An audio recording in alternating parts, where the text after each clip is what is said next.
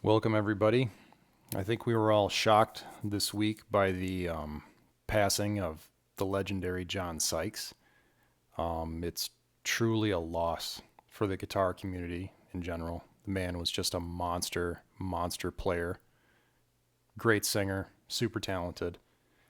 And I like to do videos that I'm inspired about, so I wanted to take time today to do kind of my own version of how to get the 1987 John Sykes signal chain rig rundown on the Line 6 Helix.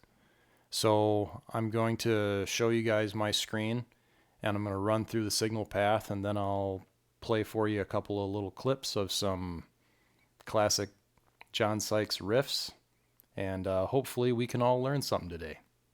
So let's check it out. Okay, folks, so I got my camera pointed at my screen here. I started out with for the basis of the sound is the Cali 4 lead, because I know back in the day, John Sykes used the Mark III Coliseum, and this is kind of the closest thing in the Line 6 Helix, I think, that I could find. So there's the settings there. You guys can take screenshots of that. I hope all of them show up here. Oops. Lead gain and lead drive are just about a little above 8 and a little below 8. The bass is pretty low. It's at 2.2. Mids are at 3. Trebles at 7.6. Channel volume's right around 5. Presence is at 6.3. I did mess around with the bias X and the bias controls a little bit. Turned up the bias X a little bit and kind of went back and forth with the other bias control. And I just flattened out it. The Mark IV lead comes with the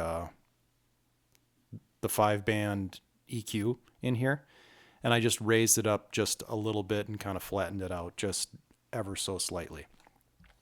So I'm running 2 amps together, kind of blending them. The other amp that I chose was the Brit 2203, and the drive's at 6.5, bass and mids are at 6, and the treble and presence are at 7. And I turned the channel volume way down to 2.3. I just wanted to kind of mix a little bit of it in with the Cali 4, because I know he used Marshalls for some stuff, and it's kind of hard to find exactly what he was using. So be gentle in your criticism. I have definitely taken some liberties, and I just tried to use what I thought sounded correct. So if you look on John's website, these days he was officially using the 5153 Stealth.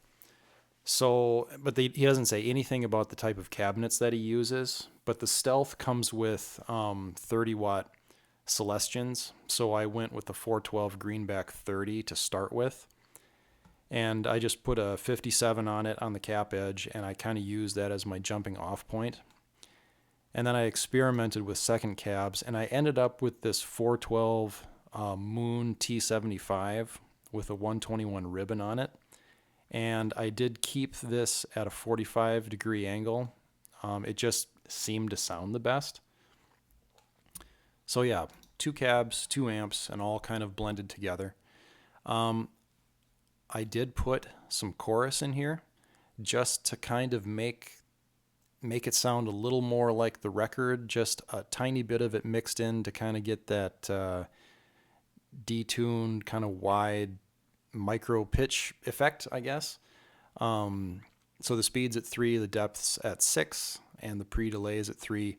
I turned the tone down. It comes default at 5. I turned it down to 3.3, and the mix is only at 25%. So it's barely in there, but if you shut it off, you can tell that it's gone.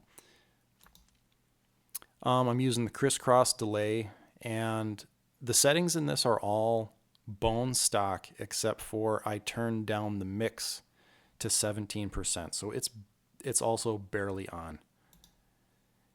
And then I'm using the dynamic hall at the end. Also, most of the settings are pretty stock, except for I turned the decay down to 3.5. I tend to do that when I use this particular reverb. And then I turned the mix down to 34. I think it comes default at about 39. And then I'm going to go back up to the beginning here. This distortion block, I ended up using the Minotaur distortion just because I needed something just to goose the front end a little bit.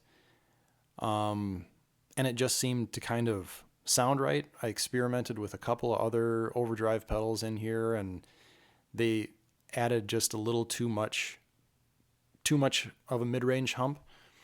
So the Minotaur is, I mean, it adds color, but it's not quite as much. So the gain's at 1.3, the tone is at 6.5, and the level is at 8.6. And that's a lot of level for the any Klon style of overdrive, because it has quite a bit of sweep in that level control. So now I'm going to show you some clips.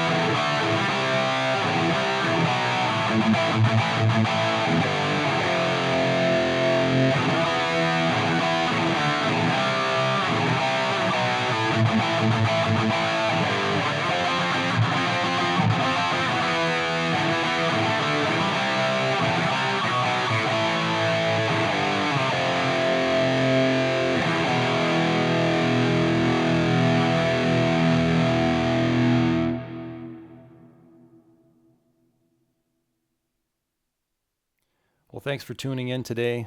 I really appreciate all of you very much. Yeah, let's take today to think about John Sykes and his legacy and just what an incredible player he was. If you got it, dig it out, give it a listen. It still holds up to this day. It's a seminal guitar album. So thank you very much. Give me a like and a subscribe if you want to. Thank you.